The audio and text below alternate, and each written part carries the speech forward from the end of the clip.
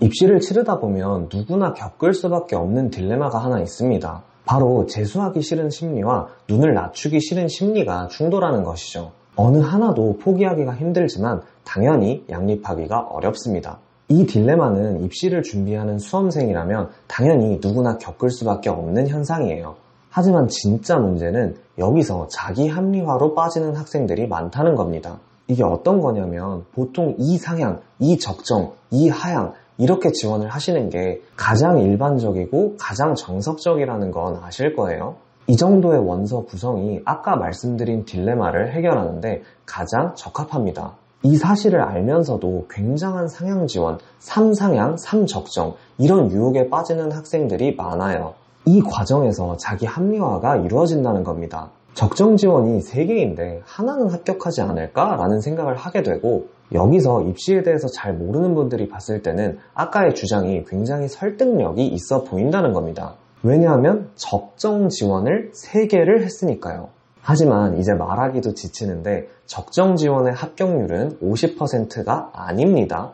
이미 이 부분에 대해서 설명을 드린 영상이 여러 개가 있고 오늘도 다시 한번 강조하겠습니다. 적정 지원의 합격률이 50%가 되려면 우리가 쓸 수 있는 수시 원서의 개수가 6개가 아니라 1개여야 돼요. 1인당 6장의 원서를 쓸 수 있다 보니 학생부 종합전형의 경쟁률이 2대1이 아니라 보통 10대1을 넘어가게 되고 그 중에 많이 쳐서 절반이 허수라고 쳐도 나랑 비슷한 학생 5명 중에는 1등을 할 수 있어야 적정 지원에서 합격을 할 수가 있는 겁니다. 그러니까 적정 지원이라고 해도 합격 확률이 그렇게 높지는 않은 겁니다. 더 자세한 설명이 필요하신 분들은 카드 링크에 올린 영상을 참고해주세요. 저는 3상향, 3적정 이런 상향 지원 전략이 틀렸다고 얘기를 하는 건 절대 아닙니다. 실제로 제가 상담을 할 때도 6상향 전략을 추천해 드린 적도 있어요. 하지만 중요한 건 이렇게 지원을 할 때 합격 확률에 대해서는 정확하게 인식을 하고 계셔야 한다는 겁니다.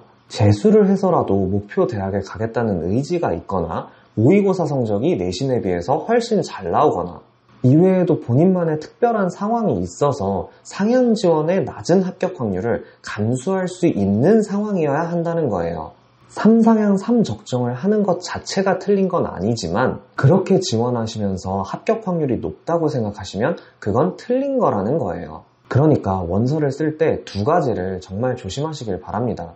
첫 번째는 본인이 적정이라고 생각했던 원서가 알고 보니 상향은 아닌지, 두 번째는 영상에서 계속 강조했던 것처럼 적정 지원의 합격률을 착각해서 원서 구성을 지나치게 무모하게 하고 있지는 않은지. 마지막으로 강조하겠습니다. 상향 지원 하셔도 됩니다. 우주 상향? 그것도 상관없어요. 다만 본인이 세운 입시 전략이 과연 어느 정도의 합격 확률을 갖고 있는지는 정확하게 파악을 하시라는 겁니다. 재수를 하기 싫은 심리와 눈을 낮추기 싫다는 심리가 충돌하면서 어느 한쪽도 버리지 못하고 갈팡질팡하다가 유혹에 빠져서 후회할 선택을 하지는 말기를 바랍니다.